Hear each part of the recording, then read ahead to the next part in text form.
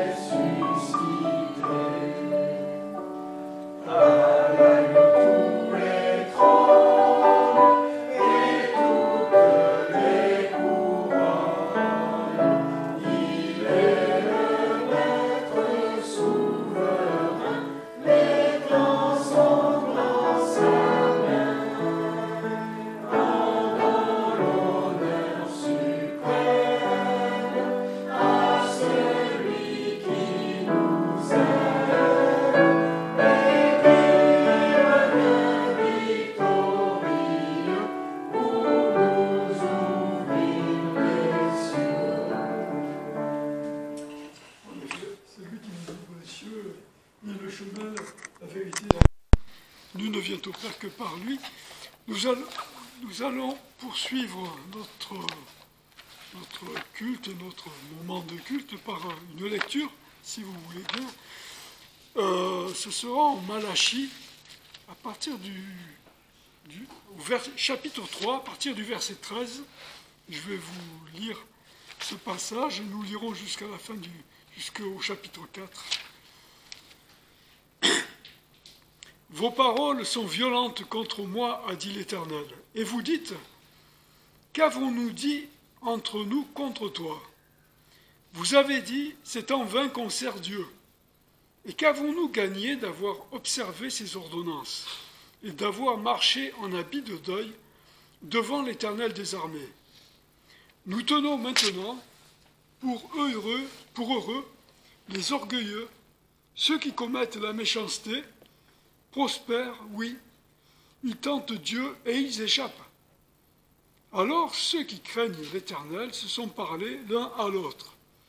Et l'Éternel fut attentif, et il écouta, et un mémoire fut écrit devant lui, pour ceux qui craignent l'Éternel et qui pensent à son nom. Ils seront en moi, dit l'Éternel des armées, au jour que je prépare. Ils seront ma propriété, et je les épargnerai comme un homme épargne son fils qui le sert. Et vous verrez de nouveau la différence qu'il y a entre le juste et le méchant, entre celui qui sert Dieu et celui qui ne le sert pas. Car voici le jour vient, ardent comme un four. Tous les orgueilleux et tous ceux qui commettent la méchanceté seront comme du chaume. Et ce jour qui vient les embrasera, a dit l'Éternel des armées, et ne leur laissera ni racine ni rameaux. Mais pour vous qui craignez mon nom, se lèvera le soleil de justice, et la santé sera dans ses rayons. Et vous sortirez et bondirez comme les veaux d'une étable.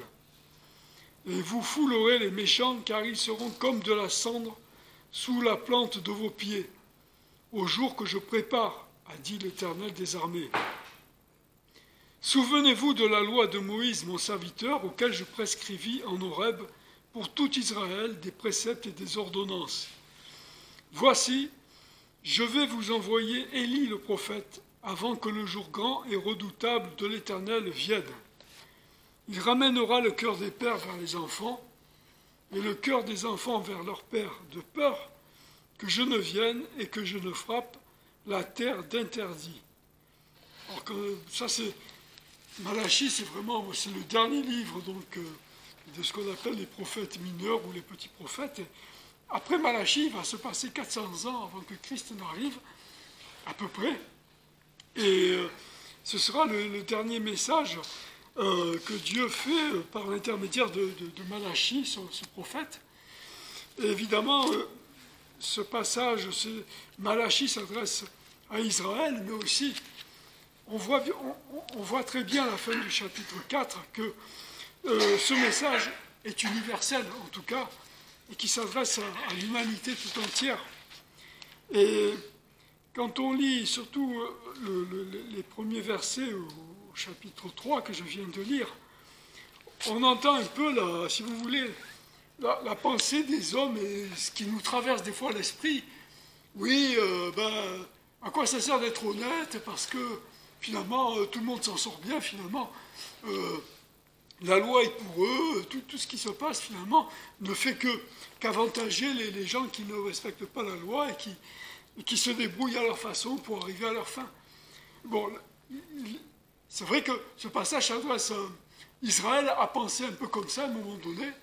Ils ont été purifiés après la déportation, quand ils sont venus de déportation de Babylone. Mais Dieu leur reproche leur attitude, leur froideur aussi vis-à-vis de lui, vis-à-vis du culte qui lui est dû, que Israël devait à Dieu, et de dire oui, la table de l'Éternel est méprisable, et puis bon, ça passe au plan secondaire. Nous, ce qui nous intéresse, c'est notre vie, c'est notre vie terrestre en fait. Et Israël s'est mis à faire comme le reste des nations, alors qu'ils étaient un peuple choisi, élu, et qui devait rendre témoignage de manière à l'humanité tout entière. Et l'humanité devait... en tout cas, Israël avait ce devoir donc de propager ce qu'on appelle aujourd'hui l'évangile, bien que c'était avant que Christ ne vienne, mais voilà, ils ont échoué à ça. C'est pas étonnant, bon, c'est pas que Dieu ait choisi, sachant qu'ils allaient échouer, mais c'est une démonstration que finalement l'être humain est faillible et nous faisons partie de ce... Israël est un échantillon de cette humanité dont nous sommes. Et c'est une démonstration en fait que l'homme déchu ne peut pas grand-chose sans la puissance de Dieu et sans sa force. Quoi qu'il en soit, les derniers versets du chapitre 4 sont quand même assez terribles. Ils sont terribles en tout cas pour les rebelles, pour ceux qui disent Dieu n'existe pas, ou Dieu est mort, ou moi Dieu ne m'intéresse pas, ça c'est pas mon affaire, parce qu'effectivement Dieu eh bien, mettra à exécution ses plans, et quand même, car voici le jour vient, ardent comme un four, tous les orgueilleux et tous ceux qui commettent la méchanceté seront comme du chaume. Et ce jour qui vient les embrasera, dit l'Éternel des armées, ne leur laissera ni racine ni rameau. Mais pour vous qui craignez mon nom, se lèvera le soleil de justice. Le soleil de justice, pour nous, c'est Jésus. Et nous sommes à part, nous sommes son peuple, et le meilleur donc est à venir sous le règne de Christ, évidemment. Mais il y a le sort qui est réservé, ce que la Bible appelle les méchants, c'est-à-dire les impies, ceux qui ne reconnaissent pas Dieu. Après, vous allez me dire, il y a toute une gradation dans les méchants, mais déjà au départ, c'est de refuser Dieu, et de refuser que Dieu règne dans nos vies. Et là, ça sera terrible.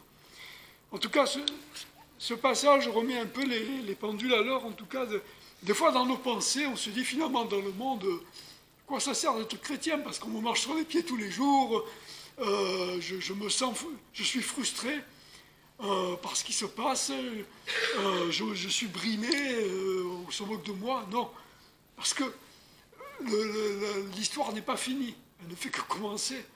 Et l'issue, c'est Dieu la conclusion, c'est Dieu qui la donnera.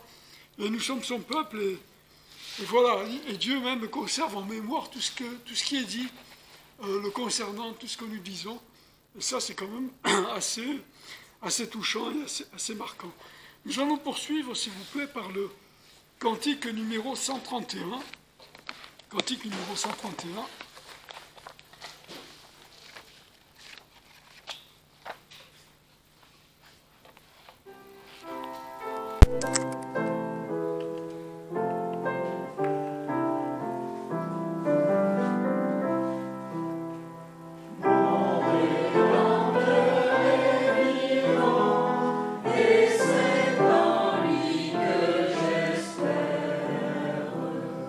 Je les entends.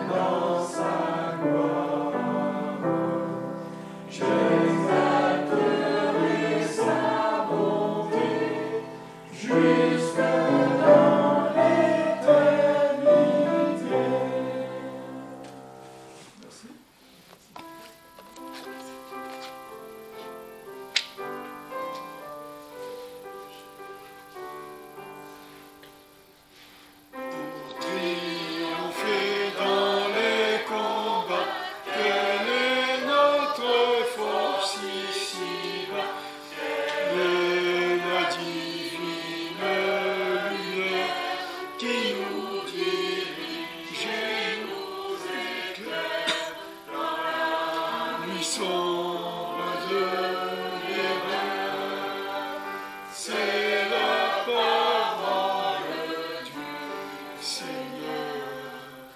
Quel est le glaive à deux tranchants, dont les coups sont assez puissants pour briser l'arme la plus dure et malgré la plus forte armure, pour pénétrer jusqu'au cœur. C'est la parole du Seigneur. Quel est ce chant paisible et doux qui tend au venant jusqu'à nous, parle de grâce et de clémence, éveillant nos cœurs l'espérance et console notre douleur. C'est la parole du Seigneur. Sainte parole, habite en moi, éclaire et ranime ma foi. Dans les combats, sois ma défense, dans les dangers, ma délivrance, et que par toi je sois vainqueur. Sainte parole du Seigneur. Oui Seigneur, tu es notre Dieu, tu es notre Créateur, mais surtout notre Sauveur. Parce que Seigneur, sans Christ, nous étions tous perdus, toutes les créatures étaient vouées à ta colère et à des ténèbres éternelles dans la souffrance.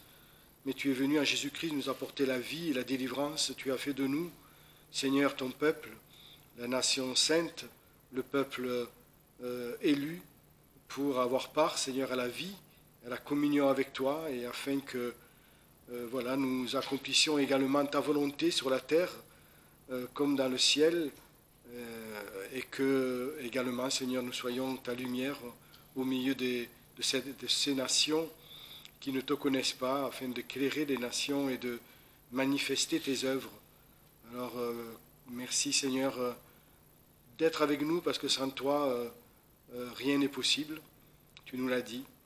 Et bénis donc ces instants, conduis-nous dans ta parole, donne-nous ton enseignement, ton instruction, rends-nous sages et intelligents dans ce qui regarde les choses spirituelles en Jésus-Christ, afin que voilà, nous soyons transformés à ton image et que nous manifestions, comme ta parole le dit, les vertus, tes vertus. Nous te le prions au nom de Jésus-Christ. Amen. Bon, la discipline dans l'Église, c'est pas forcément un mot que l'on aime bien, la discipline. Ça implique bien souvent, oui, bon, la discipline, ça veut dire règle, ça veut dire se formater à certaines choses, que bien souvent on a l'impression que la discipline, ce sont des choses humaines, ou ce sont des commandements. Mais Dieu est un Dieu de discipline, on le voit au travers même de la création. Quand il a fait la création, nous voyons que toutes choses sont mises à leur place, et que, heureusement, d'ailleurs, que même dans l'espace, ça ne part pas dans tous les sens, parce que sinon, il y a un moment que la Terre serait bombardée, et que nous serions même attirés par le soleil. Non, le Seigneur a mis de l'ordre dans toute la nature, dans la création, dans la nature également, mais aussi dans l'Église. Et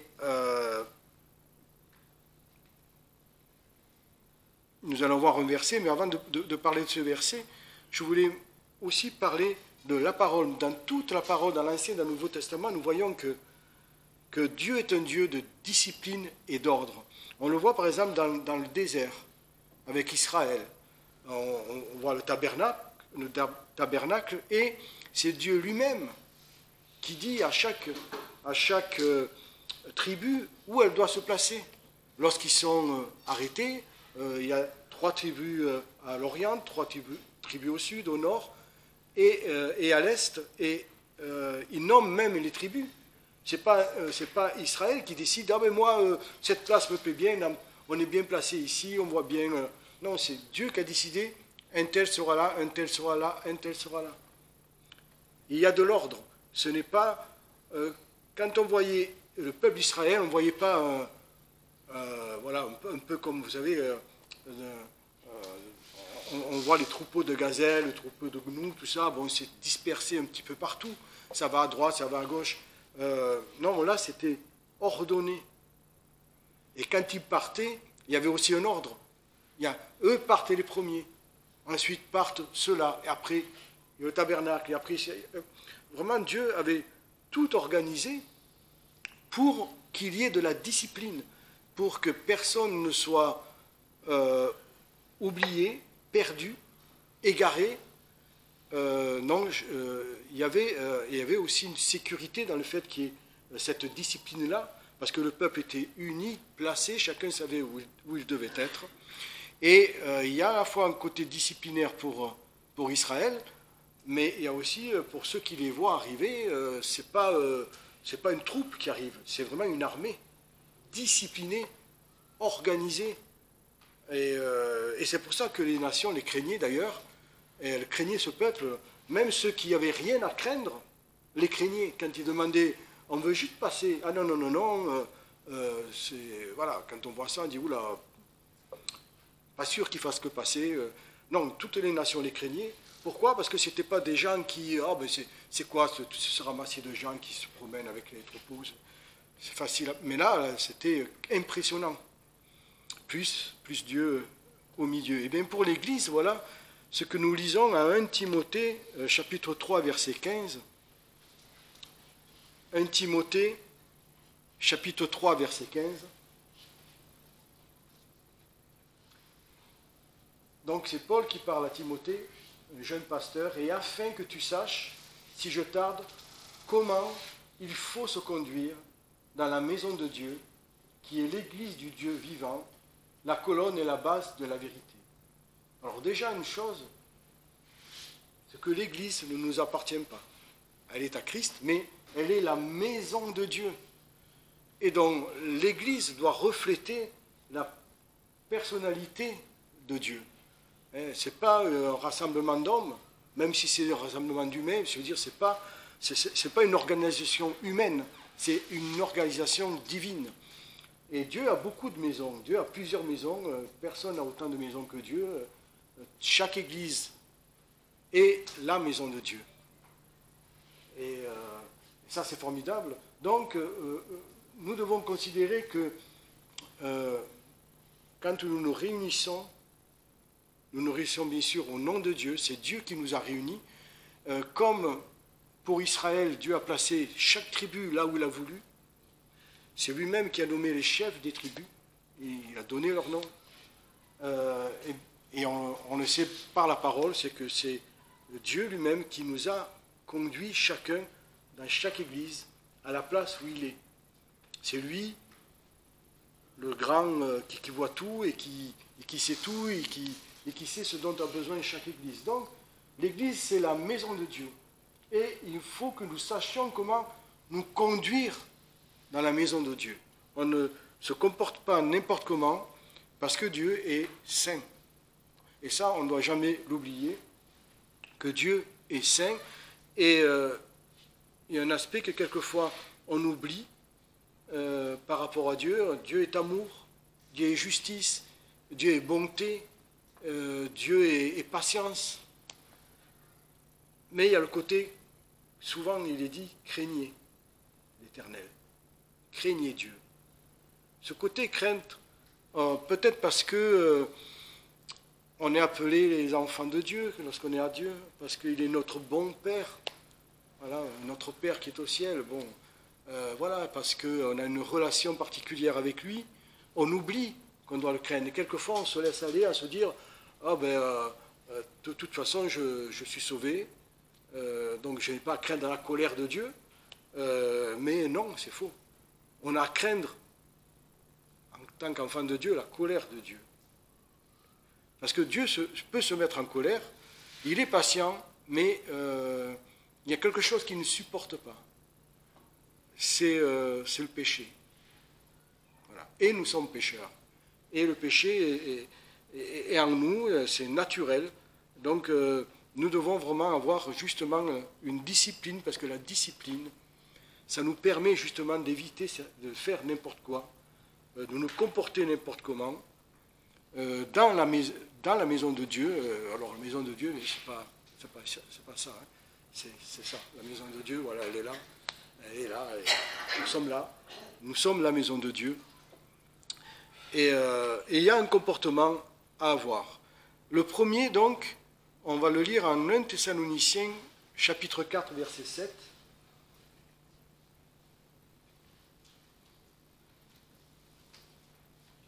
1 Thessaloniciens, chapitre 4, verset 7. Dieu, en effet, ne nous a point appelés à la souillure, mais à la sainteté.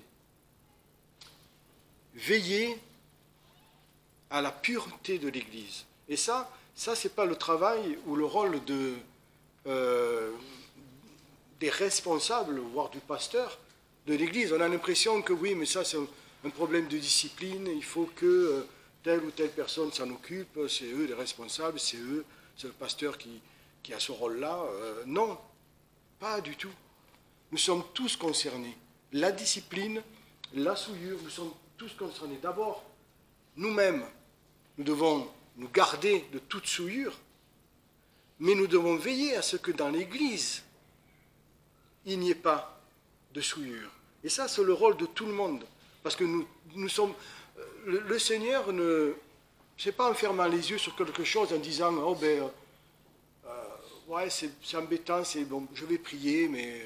voilà, je vais prier. Non, le Seigneur nous appelle pas seulement à prier. Il nous appelle à user de discipline et à agir. Est-ce que vous connaissez l'histoire, je suis sûr que vous la connaissez, d'Akan? Alors, ce nom ne vous dit pas grand-chose, donc on va le lire en Josué, chapitre 7. On va voir 3 exemples de discipline de Dieu. Josué 7, verset 1. On va lire jusqu'au verset 5.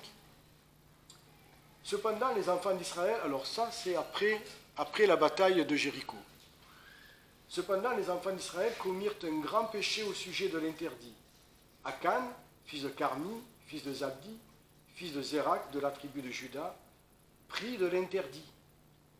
Et la colère de l'Éternel s'enflamma contre les enfants d'Israël.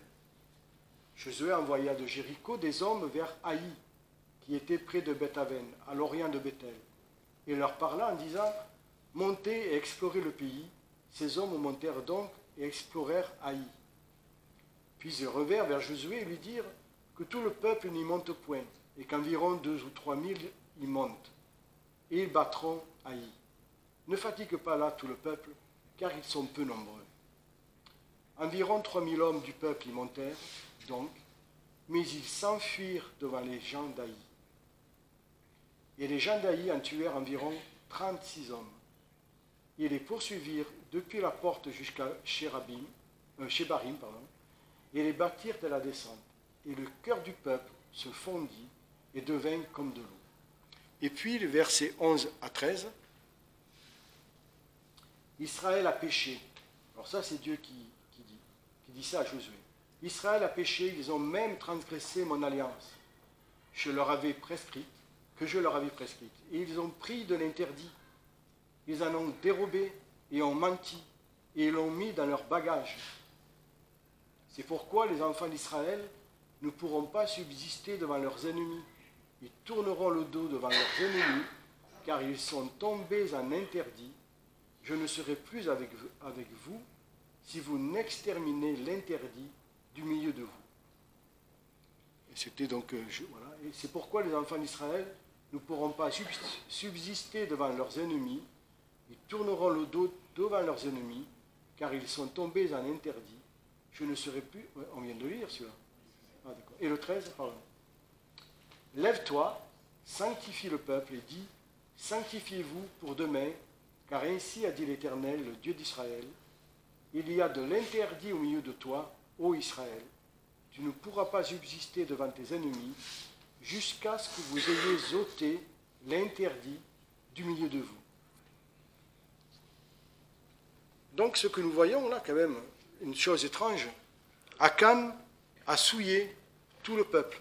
Dieu n'a pas dit c'est Akan le coupable, il a dit c'est le peuple le coupable. Et il y a eu des morts. La sanction est tombée, je ne serai plus avec eux, et ils vont être battus par leurs ennemis. Il y a eu plus de 30 morts, et Akan n'est pas mort. Peut-être qu'il n'est même pas allé à la guerre, puisqu'il n'était pas tout. En tous les cas, Akan n'était pas mort. C'est-à-dire que ceux qui sont morts, ce ne sont pas ceux qui ont commis le péché.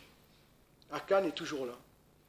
Et bien sûr, donc l'Éternel va conduire le sort pour arriver jusqu'à Akan. Et Akan, évidemment, le peuple va le lapider, lui et toute sa famille. Donc nous voyons une chose, c'est qu'il y a des conséquences sur toute l'assemblée, lorsqu'il y a du péché, de la souillure, même quand on ne le sait pas, mais Dieu révèle les choses. On va voir que Dieu, à chaque fois, il révèle les choses. Dieu révèle les choses. Et pourquoi Akan n'est pas mort? Parce qu'en fait, il y a une discipline. Et si Dieu avait tué Akan, personne n'aurait jamais rien su. Peut-être qu'ils seraient partis combattre Haï et que seul Akan serait mort. Mais là, Akan est toujours là. Pourquoi? Parce que ce que Dieu veut, c'est que Israël accomplisse la sanction, qu'eux-mêmes jugent de la chose, qu'eux-mêmes condamnent la chose, qu'eux-mêmes accomplissent la discipline qui est nécessaire. Et Israël, donc, a été délivré ensuite, a été purifié lorsqu'ils ont donc lapidé Akan et sa famille qui avaient péché, et donc le mal a été enlevé d'Israël. Mais nous voyons qu'un peu de levain fait lever toute la pâte. Et le Seigneur, nous voyons qu'il tient pour responsable là tout le peuple. Alors on peut dire, bon, c'est Israël, c'est un peu différent par rapport à l'Église. Alors on va prendre 1 Corinthiens 11, versets 27 à 30. Bon, c'est l'histoire des Corinthiens et de la façon dont ils prenaient le repas du Seigneur. Nous connaissons bien cette histoire. C'est pourquoi quiconque mangera de ce pain ou boira de la coupe du Seigneur indignement sera coupable envers le corps et le sang du Seigneur. Que chacun donc s'éprouve soi-même et qu'ainsi il mange de ce pain et boive de cette coupe. Car celui qui en mange et qui en boit indignement mange et boit sa condamnation, ne discernant point le corps du Seigneur. C'est pour cela qu'il y a parmi vous beaucoup d'infirmes et de malades, et qu'un grand nombre sont morts. Là encore, sanction. Alors là, c'est plus quelque chose de caché, c'est une pratique de l'Église, mauvaise pratique, comme quoi on ne fait pas n'importe quoi dans l'Église du Seigneur. C'est la maison de Dieu, Dieu est saint, il est là, et il voit des choses. Et là, il voit le comportement de cette Église-là. Et bien sûr, Paul a été informé certainement par quelqu'un qui lui-même trouvait que ce n'était pas très bien ce qui se passait dans l'Église. Donc, il a informé Paul qui reprend tout cela. Mais les conséquences, c'est quoi? C'est qu'il y a beaucoup d'infirmes, de malades, et un grand nombre de morts. Si je vous signale, on ne sait pas qui sont ces morts, qui sont ces malades, etc. Mais ce que l'on sait, c'est que ça continuait. Donc, tous ceux qui faisaient cela, qui avaient un mauvais comportement, n'étaient pas tous morts, ni infirmes, ni malades. Ils continuaient à pratiquer cela dans l'Église. Et peut-être y a-t-il eu des personnes qui n'étaient pour rien là-dedans. Mais Dieu sanctionne l'Église également. Il y a des morts, il y a des malades. Quelquefois, quand il y a des infirmes, des morts et des malades, évidemment, si on parle donc, oh, mais la personne, elle est âgée, la personne a des années qu'elle est malade, tout ça, on peut se dire, c'est normal, c'est la nature. Mais ce sont des choses anormales. Quand dans une église, il y a beaucoup de gens malades, des enfants, des gens en pleine forme, de personnes âgées, voilà, et qu'il se passe des choses anormales, là, ce n'est pas la persécution. Hein. Quand c'est la persécution, c'est normal. Quand il y a des chrétiens qui sont tués à cause de la persécution, ce n'est pas un jugement de Dieu. Le Seigneur a dit, c'est normal, vous serez persécutés. Ils m'ont traité comme ça, ils vous traiteront, vous, pareil. Il avait prévenu, et Paul le dit aussi. Mais là, non, là, c'est un jugement de Dieu, c'est la maladie. La maladie, ça ne vient pas des hommes. La maladie, c'est ces maladies-là, infirmes, malades et morts, anormales. C'est encore une sanction de Dieu. Comme quoi, vraiment, on doit prendre garde à ce qui se passe dans l'Église, à veiller à tout cela, et à ne pas fermer les yeux, ou à dire, ce n'est pas mon affaire, ou seulement je vais prier. Ce n'est pas suffisant. Nous devons intervenir, nous devons agir lorsque nous voyons quelque chose qui n'est pas droit.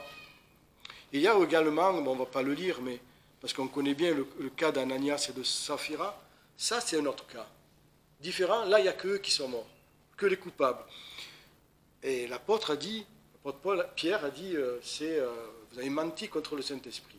Mais ce n'est pas que contre le Saint-Esprit qu'ils ont menti, ils ont menti aussi à l'Église. Quand ils ont apporté l'argent en disant, voilà, c'est tout l'argent de notre vente, c'était faux, c'était un mensonge. Ils ont menti aussi à l'Église. Donc, c'est peut-être pour ça que l'Église n'a pas été touchée à ce moment-là, parce qu'elle aussi était victime, l'Église, voilà. Donc, c'est eux dont il y a encore mort dans l'Église. Donc, nous voyons que veiller à la pureté de l'Église, dans l'Église, c'est très, très, très important, parce que les conséquences sont graves. Et le Seigneur lui-même nous a donné un modèle de discipline. Donc, la discipline, comment elle s'exerce, comment on fait. Déjà, une chose, on ne tue personne. Voilà. Rassurez-vous, on ne tue personne. Et le Seigneur a donné un exemple de discipline, je dirais même un modèle, ce n'est pas l'exemple, un modèle. Matthieu 18, versets 14 à 17. Matthieu 18, versets 14 à 17. Alors, j'ai rajouté ce verset important aussi. « Ainsi, la volonté de votre Père qui est aux cieux n'est pas qu'un seul de ses petits se perde. Si ton frère a péché contre toi, va et reprends-le entre toi et lui seul. Si tu écoutes, tu as gagné ton frère. » Amen. Les choses se sont arrangées de suite. Mais il faut aller le voir. Il ne faut pas dire, oh bon, je passe par-dessus. Quand c'est grave, c'est un péché. Hein. Il ne s'agit pas juste, la parole qu'il m'a dit m'a un peu vexé, c'est pas grave. Non, ça c'est un péché, on parle d'un péché. Mais s'il ne t'écoute pas, prends avec toi encore une ou deux personnes, afin que tout soit réglé sur la parole de 2 ou 3 témoins. Que s'il ne daigne pas les écouter, dis-le à l'Église. Et s'il ne daigne pas écouter l'Église, regarde-le comme un païen et un péager. Voilà la discipline que le Seigneur a donnée pour l'Église, de reprendre la personne. Pourquoi ? Parce que, comme on l'a lu au tout début, Dieu ne veut pas qu'un ne se perde. Dieu n'a pas envie que, voilà, oh, il a péché, sort. Non, c'est pas ça la discipline de Christ. C'est reprendre d'abord. Qui peut dire, moi je ne pécherai pas? Qui peut dire, moi je peux juger les autres parce que de toute façon, je suis parfait. On peut être tous jugés dans ce système-là. Le Seigneur a dit, l'apôtre Paul a dit que celui qui croit être debout prenne garde de ne pas tomber. Donc même ceux qui se sentent les plus affermis en Christ, bien, ils peuvent tomber également. L'ennemi est là pour justement attaquer ceux qui sont pas toujours les plus faibles, quelquefois ceux qui dérangent Dieu, l'ennemi, ceux qui sont trop forts, les bergers bien souvent, ce sont les responsables de l'Église. Et si je fais tomber le pasteur ou le responsable, l'Église va être, elle va disperser, quoi. Il va y avoir des problèmes. Donc, nous voyons un principe que le Seigneur nous a donné. Et il y a un autre principe que Paul nous a donné 1 Corinthiens 5, versets 9 à 13. 1 Corinthiens 5, versets 9 à 13. Alors là, c'est l'apôtre Paul. Je vous ai écrit dans ma lettre de ne pas avoir de relation avec les impudiques, non pas absolument avec les impudiques de ce monde, ou avec les avares et les ravisseurs, ou les idolâtres, autrement il vous faudrait sortir du monde. Mais ce que je vous ai écrit, c'est que si quelqu'un qui se nomme frère est impudique, ou avare, ou idolâtre, ou médisant, ou ivrogne, ou ravisseur, bon, il y a une liste, mais nous savons que la liste ne s'arrête pas forcément à ça, vous n'ayez pas de relation avec lui, vous ne mangez pas même avec un tel homme. Là, c'est considérer la personne comme morte. Lorsque quelqu'un est mort, on n'a pas de relation, on ne mange pas avec cette personne, on ne l'appelle pas. Voilà, si quelqu'un qui se nomme frère, l'apôtre fait la différence entre quelqu'un qui ne connaît pas le Seigneur et quelqu'un qui connaît le Seigneur, quelqu'un qui connaît les Écritures, qui a été baptisé, qui prend la Sainte Seine avec nous, qui fait partie de l'Assemblée, qui a des responsabilités dans l'Assemblée, des activités dans l'Assemblée, qui se dit frère et qui a nos yeux l'est, et si tout d'un coup il se met à avoir des comportements impurs, on applique bien sûr ce que le Seigneur a dit, mais à la fin, il ne faut pas être sentimental. Vous savez, quelquefois, ça peut être quelqu'un de la famille même. Alors, quand il s'agit de conjoints, on est obligé de vivre avec.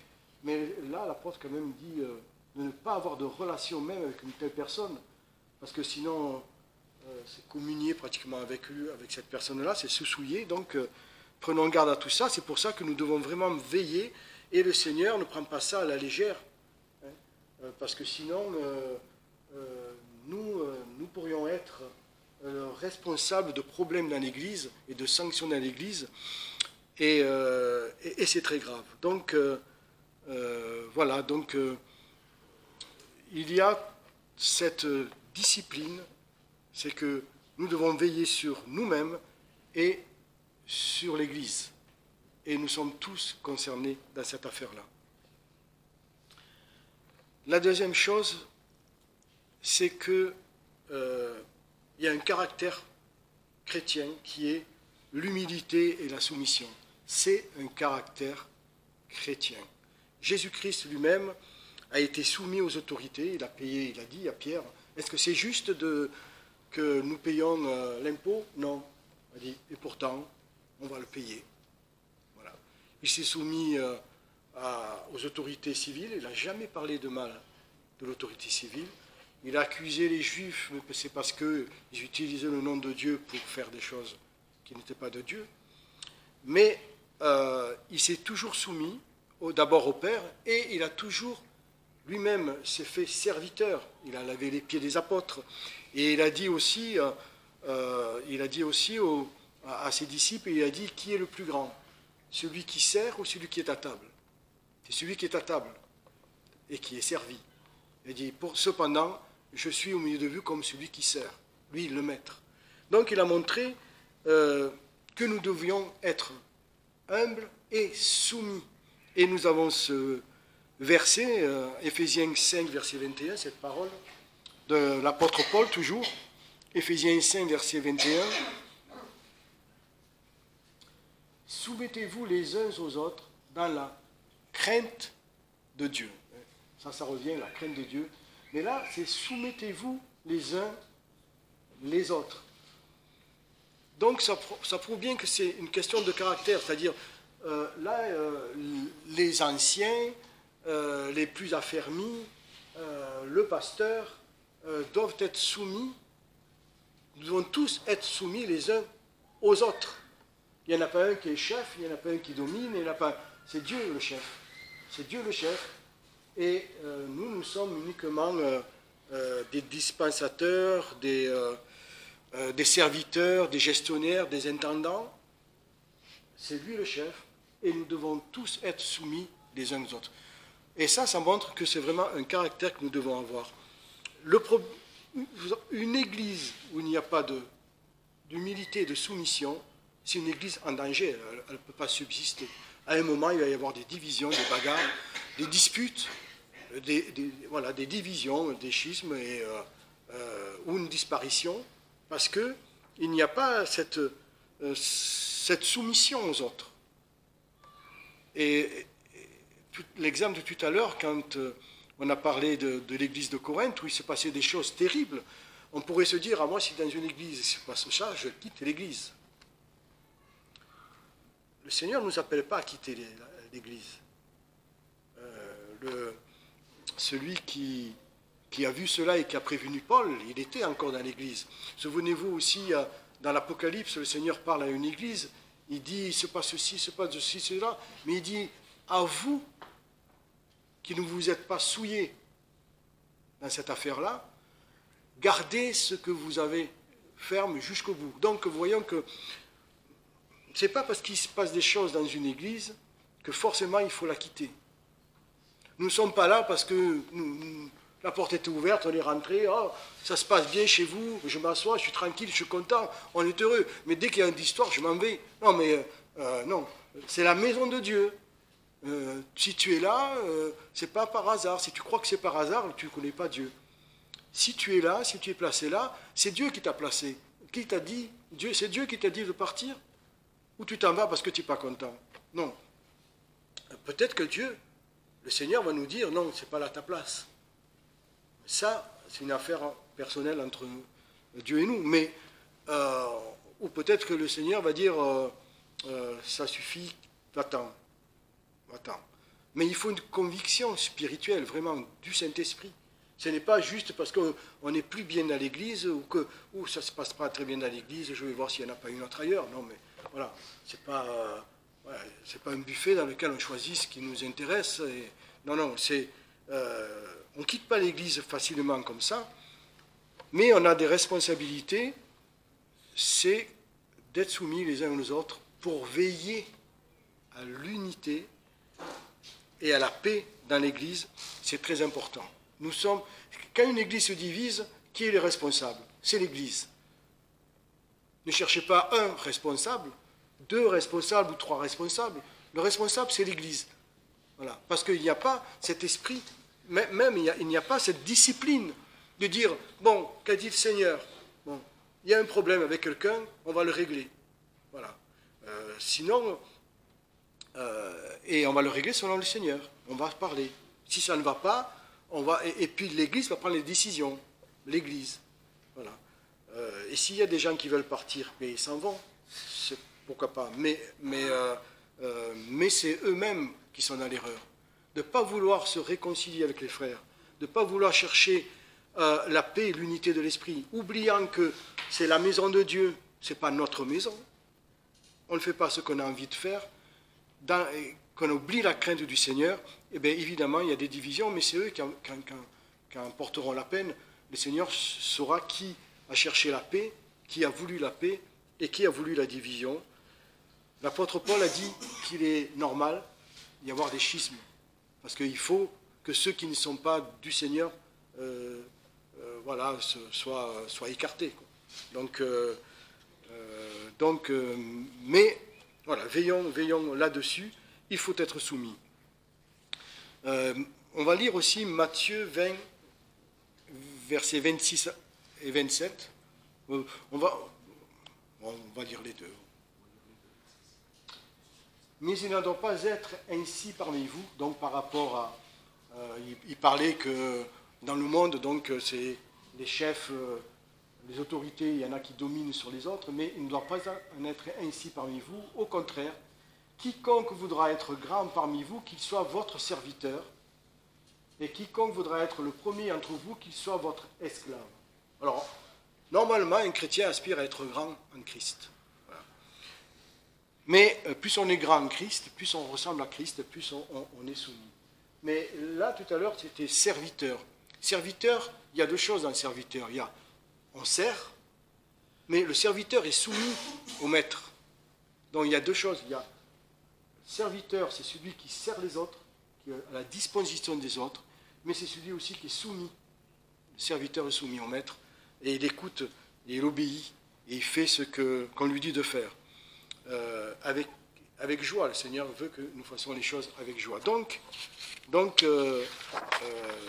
voilà ce qu'est le caractère chrétien. Ensuite, c'est vrai que cependant, il y a des positions, parce que la discipline et l'ordre, ça demande que chacun soit à sa place.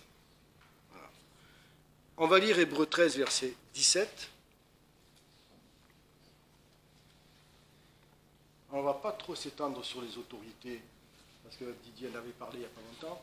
Obéissez à vos conducteurs et soyez leur soumis, car ils veillent sur vos âmes, comme devant en rendre compte, afin qu'ils le fassent avec joie et non en gémissant, car cela vous serait préjudiciable. Cependant, il y a dans l'Église des autorités, placées par qui? Le Seigneur. En tous les cas, par le Saint-Esprit, parce que même si c'est l'Église qui décide, c'est eux les anciens, c'est eux les responsables de l'Église, j'espère que c'est fait par le Saint-Esprit, c'est pas fait au tirage au sort, on se dit, qui veut bien être responsable de l'Église? Ah, moi j'aime bien, c'est sympa. Non, c'est l'Esprit. Donc, quand on est responsable de l'Église, on doit considérer que c'est le Seigneur qui l'a voulu. Si c'est une église conduite par l'Esprit, et c'est ce que ça devrait être, donc on doit être soumis et avoir une certaine révérence par rapport aux conducteurs de l'Église, parce que, premièrement, ils sont là pour veiller, eux aussi. Mais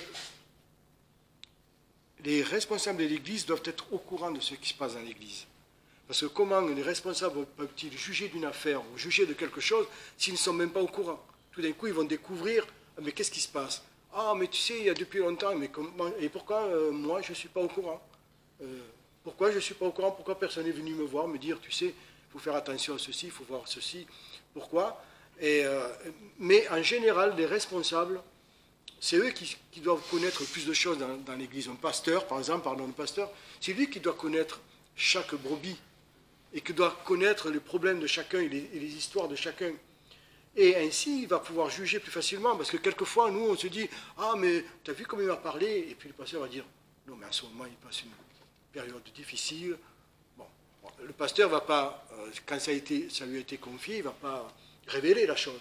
Il va dire, bon, ça ne va pas actuellement, donc sois souple, ne t'inquiète pas, on travaille là-dessus. Voilà. Le pasteur et normalement les conducteurs sont au courant de ce qui se passe, mieux que certains qui arrivent. Alors quand c'est un petit troupeau comme nous, c'est peut-être un peu plus facile. Quand c'est une grande assemblée, on ne sait pas trop ce que le centième là-bas ou le 3 000e fait. Mais normalement, les responsables doivent le savoir, ce qui se passe dans l'assemblée.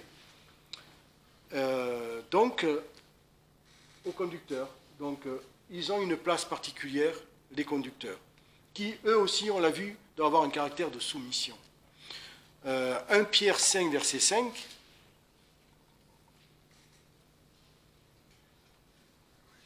1 Pierre 5, verset 5. De même, jeunes gens, soyez soumis aux anciens, et vous soumettant tous les uns aux autres, revêtez-vous d'humilité, car Dieu résiste aux orgueilleux, mais il fait grâce aux hommes. Alors, les jeunes, pourquoi respecter les anciens? Premièrement, parce que, il y a l'ancienneté, on respecte l'ancienneté, l'âge, quelquefois aussi. Mais surtout, les anciens, ils ont de l'expérience. Ils ont l'expérience de la vie chrétienne, des problèmes. Eux aussi sont passés quelquefois par quoi passent les jeunes, donc ils sont de bons conseils. Mais aussi, on sait que quelquefois les jeunes se disent, l'Église, si elle pouvait un peu se moderniser, un petit peu changer, on devrait changer. Bon, on essaie un petit peu de pousser les anciens en disant, vous avez fait votre temps, maintenant, laissez les jeunes faire. Ça peut arriver. Finalement, oui, ça arrive. Et on méprise un petit peu les anciens en disant, ces chants-là ne nous plaisent plus, ou la façon de faire, c'est un peu démodé, on pourrait changer la musique, on pourrait y mettre un peu de batterie, un petit peu de vie dans tout ça, Voilà. En tous les cas, quelquefois, la jeunesse se sent des forces, se sent, voilà, nous sommes la force vive de l'Église aussi, et on veut une place, et on veut pouvoir diriger, on veut pouvoir donner notre avis, on donne notre avis, mais avoir voilà, des responsabilités, et voilà, on pousse les anciens. Non, il y a, soumettez-vous aux anciens. Voilà. C'est la position des jeunes, leur temps arrivera, eux aussi vont à un moment diriger même l'Église. Et ensuite, nous avons 1 Timothée 2, versets 11 et 12.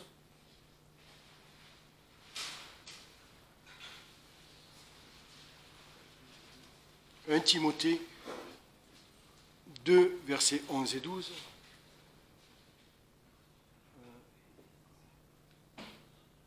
Je ne me suis pas trompé ou attendez, c'est peut-être moi. Ah oui, Timothée, voilà, d'accord.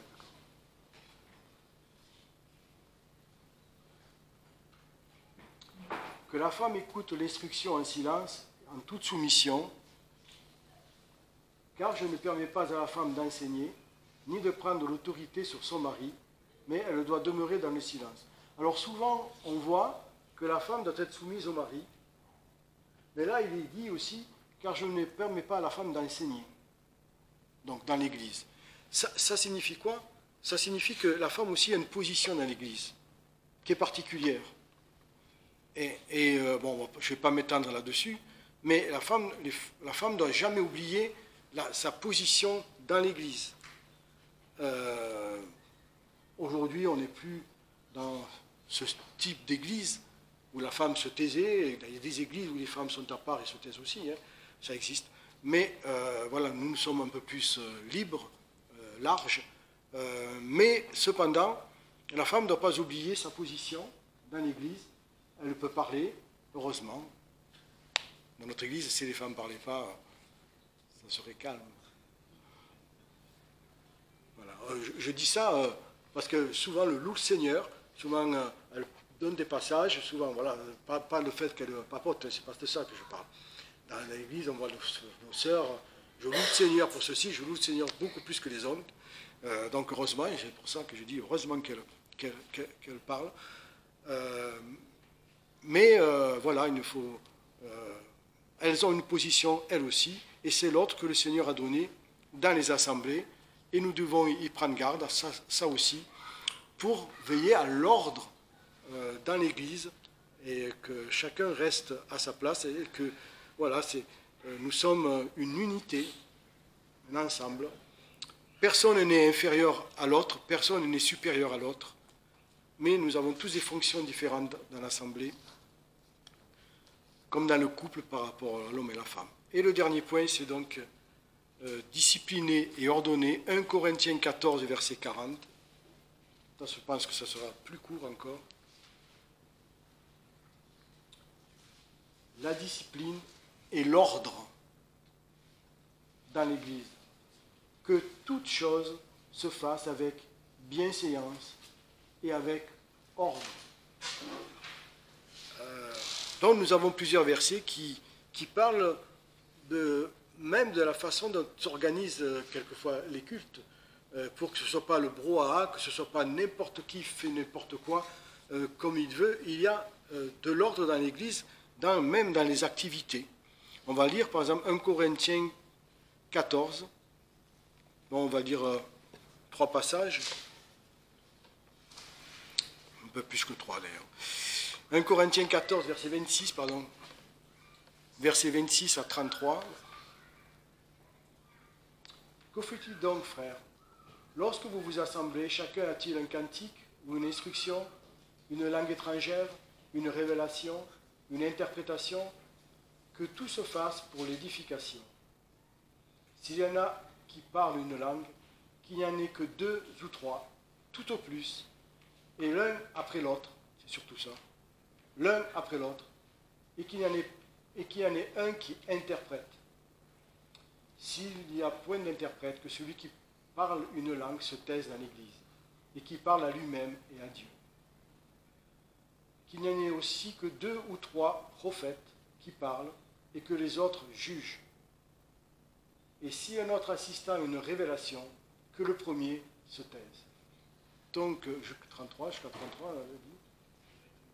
Oui, jusqu'à 33. Non, et si un autre assistant à une révélation, on l'a vu, celui-là, le 31, car vous pouvez tous prophétiser l'un après l'autre, afin que tous apprennent et que tous soient exhortés.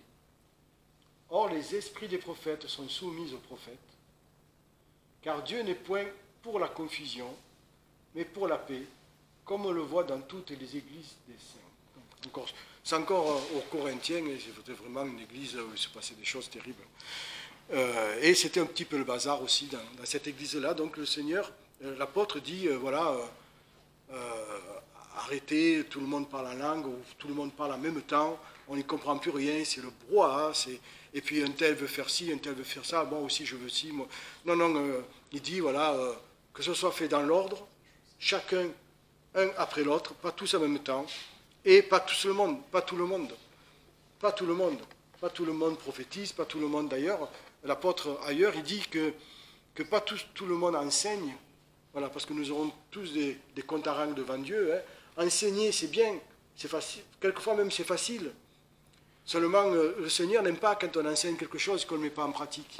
Il dit, t'enseignes ça, mais regarde, comment tu oses ouvrir ta bouche, toi qui enseignes ces choses. Il reprochait ça aux Juifs, hein, le Seigneur Jésus. Comment vous osez dire ces choses-là alors que vous ne les pratiquez pas. Voilà. C'est pour ça qu'il y a une condamnation sur ceux qui prêchent, parce que tu prêches, donc tu sais, et tu ne fais pas. On ne se moque pas de Dieu.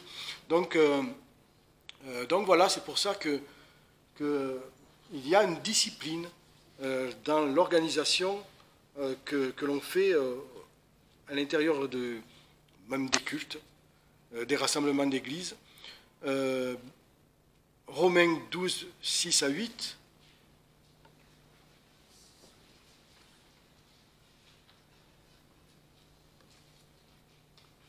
Ayant toutefois des dons différents selon la grâce qui nous a été donnée, soit la prophétie pour l'exercer selon la mesure de la foi, soit le ministère pour s'attacher au ministère, soit l'enseignement pour s'appliquer à l'enseignement, soit l'exhortation pour exhorter. Celui qui distribue les aumônes, qui le fasse avec simplicité, celui qui préside avec soin, celui qui exerce les œuvres de miséricorde, qui le fasse avec joie.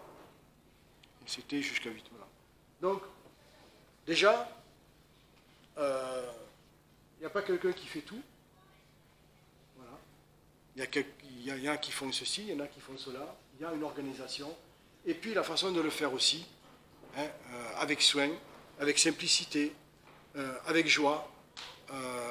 Voilà, on s'applique à la chose à laquelle nous avons été, appelés, ou à la fonction que nous avons. On s'applique à ça et on ne cherche pas à jeter le coup d'œil à côté en disant, mais moi aussi j'aimerais faire ça, ça. On peut faire plusieurs choses, mais il ne faut pas se disperser. Faire déjà une chose, c'est bien. S'y appliquer, c'est très important. Et on peut être appelé à faire plusieurs choses dans l'Église aussi, mais à le faire toujours correctement. Souvenez-vous ce qu'a dit le beau-père de Moïse. Mais si tu délègues pas, tu vas devenir malade. Tu ne pourras pas faire tout ça, tout ce que tu veux faire. Donc, délègue à d'autres. Toi, tu feras ta part, eux feront leur part, et pour que toutes les choses se fassent correctement. Donc, ce n'est pas 2-3 personnes qui doivent tout faire dans l'assemblée. Il faut que chacun y mette sa part et prenne sa part. L'ordre, c'est aussi, on va lire Colossiens 3, verset 16.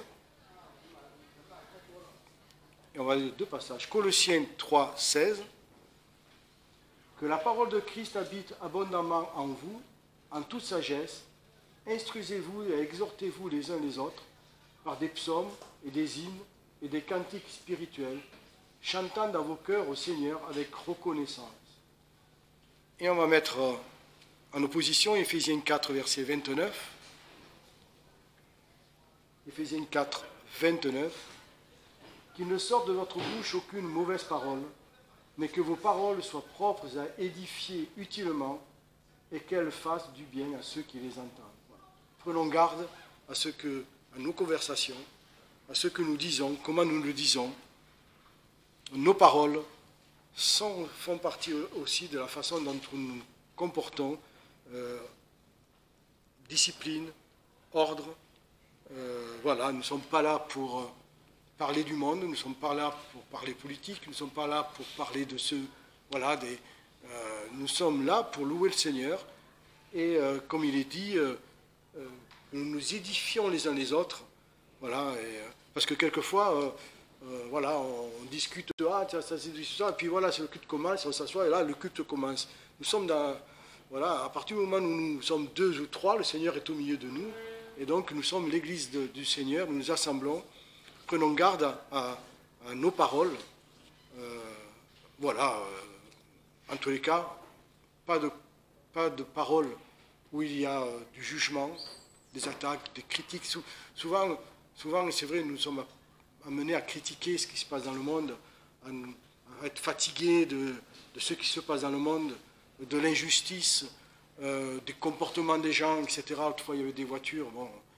Voilà, on en était vraiment désolé, on s'est dit, c'est pas possible. Comment le monde se comporte? Oui, le monde est comme ça, et encore, on n'a rien vu, nous. Oui, le monde est comme ça, mais le Seigneur nous dit de ne pas juger, de ne pas médire, voilà, de prier plutôt. Merci Seigneur, ce matin, les places étaient libres, nous avons prié pour ça. Je pense que tout le monde, beaucoup ont prié pour ça. Voilà, et voilà, prenons garde à nos paroles. Et on va terminer donc également par... Il y a aussi, il y a les paroles, mais il y a aussi l'ordre et l'hygiène. C'est bien, quelquefois, souvent vous nous avez vu, Jacqueline et moi, ranger les chaises, un petit peu maniaque, ranger les chaises, bon. Ça peut faire sourire, mais comme nous arrivons les premiers, quelquefois on arrive, on voit les chaises de travers, je dis, c'est fatigant, quoi. Même voilà, ça nous fatigue. On dit, si c'est bien rangé, qu'est-ce que c'est joli. On arrive dans une salle et voilà, il y a l'ordre. L'ordre est apaisant. Quand toutes choses sont à leur place, quand tout est bien rangé, quand c'est propre, quand c'est... Voilà, c'est apaisant. Mais si ça commence à être où est placé mon truc, je cherche ça, où tu as mis ça, bon, on ne dirait pas, même si le désordre, ça fatigue. Ça fatigue que les yeux, ça fatigue parce que ça agresse quelque part. Ça agresse. Or, un lieu où c'est propre, rangé, ordonné, eh bien, on voit de suite, quand on arrive, on voit de suite que voilà, c'est pas le bazar et que c'est discipliné. Et plus l'église est grande, et plus c'est discipliné. Pourquoi? Parce que non seulement on a du matériel, mais on a du monde pour s'occuper du matériel. Donc quand on arrive, on voit que tout est en place. On dit, waouh. Et de suite, on a un comportement différent. On se dit, bon, ici, comme ça. Hein. Et quand on voit la pagaille ici, salut, ça va toi là-bas? Bon, pourquoi? Parce que tout le monde fait ça. Hein. Vous qui êtes allé en Suisse ou qui allez en Suisse, il y a un comportement en Suisse. Nous, on aime bien, Jacqueline et moi, la règle. Mais là-bas, les gens passent au passage piéton. Et les voitures s'arrêtent. C'est reposant. C'est reposant. Et on est poussé à le faire parce que ici, ça se fait comme ça, quoi. Et puis, si on commence à dévier, évidemment, on va se faire klaxonner, les autres vont nous regarder, des oula, d'accord, dans les rangs. Voilà, c'est apaisant. Et dans un endroit où c'est la pagaille, on se dit, oh là là là là là. Voilà. Mais oui, c'est l'ordre, ça fait partie de la discipline de l'Église. Souvenez-vous, par rapport à ce qu'on parlait tout à l'heure avec le peuple d'Israël dans l'ordre, ça... Voilà, ça amène une image. L'image de la discipline, de l'ordre. Dieu est un Dieu d'ordre, de discipline. il n'aime pas la pagaille, il n'aime pas le désordre. Il est saint. Quand il a placé les étoiles, il ne les a pas placées n'importe comment, n'importe où. Il y en a même, on peut citer par leur nom, l'étoile du Nord, l'étoile du Berger, voilà. Et même dans notre galaxie, la façon dont tout cela se tourne, il y a un ordre merveilleux, quoi. Sinon, ça serait la cohue et des collisions sans arrêt. Eh bien, heureusement, parce que Dieu veille sur tout ça. Ça, c'est lui veille sur ça. Nous, on veille sur la maison de Dieu. Nous sommes ses intendants. Et c'est agréable aussi pour des visiteurs, lorsqu'ils arrivent, de voir que la maison de Dieu est en ordre. Voilà. Et pour terminer, 2 versets. On termine par ces 2 versets. Colossiens 3, verset 17.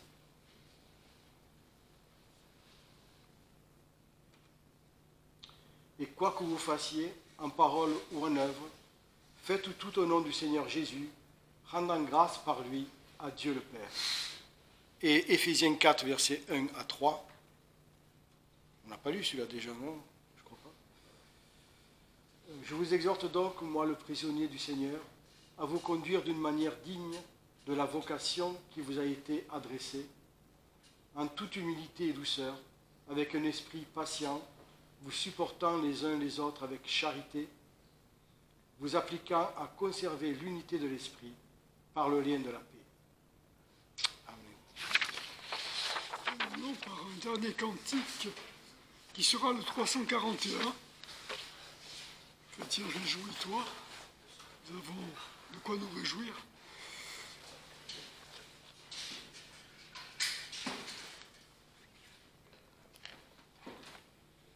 On va se mettre debout pour chanter ce dernier cantique.